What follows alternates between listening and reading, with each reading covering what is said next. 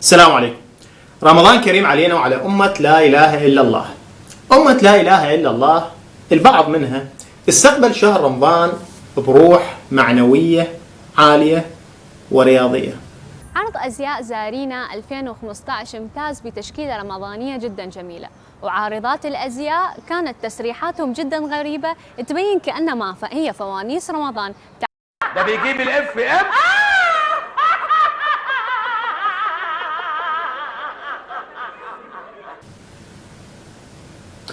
هاي بالنسبة للتسريحات والشعر، لكن أهم شيء إن الملابس مستورة.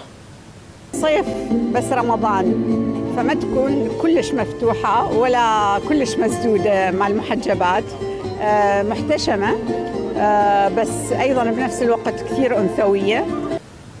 مو كلش مفتوحة ولا كلش مسدودة، يعني ما يفطر. الحمد لله وشكر الشباب مستورين. أما بقية الناس فقررت تستعد لرمضان الخير، راحت للسوق وتسوقت من المواد الغذائية والاحتياجات الأخرى، لكن انصدموا.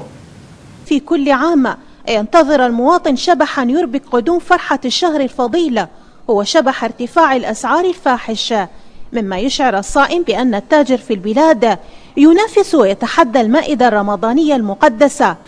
شبح رمضان صار شبح، يلا البركة بالتجار. المعروف عندنا أن التجار الله يوفقهم حيل يحبون الفقراء ويداروهم.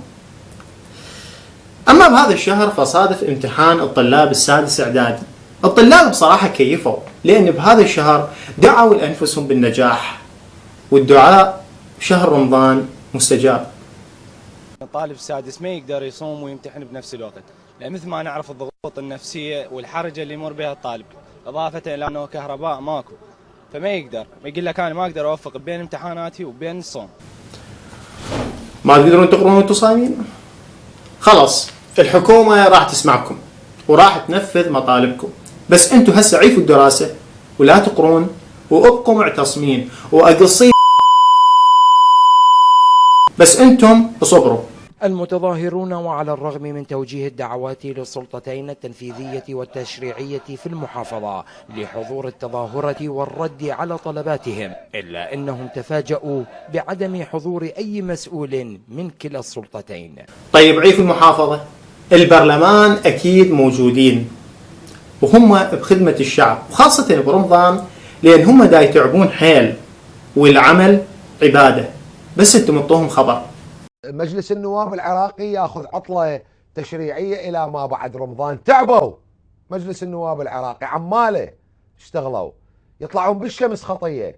التفتوا لهالشعب الفقير هذا المسكين اللي يرشحكم وانتخبكم وسواكم زلم، والله العظيم لا شاهد عندهم ولا هذه. والله بشرفكم، انتم شايفين مثل هيك طبقة سياسية؟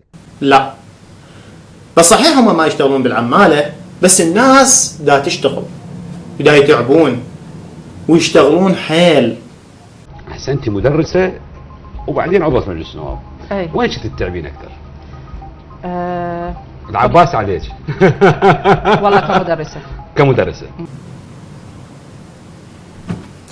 المهم بهذا رمضان راح تشوفون أرقى وأجمل البرامج اللي تقربكم إلى الله تعالى. المحمودية وباب الشرقي والسيدية، كان ارجع على المقدادية والعلاوي والبياع، كان اطلع لك بايش عندي خالي بيها عايش، طلعت بنته وجه البوم وحتى بدرهم ما تنباع، من عرصات الهندية رحت الشارع الكفاح، رديت انا الزيونة الا اقولكم حظي طاح. الحمد لله والشكر انه بهذا الشهر الكريم ابواب السماء مفتوحة بالدعاء والنية الصادقة. الحمد لله والشكر على هاي ان شاء الله. شكرا جزيلا.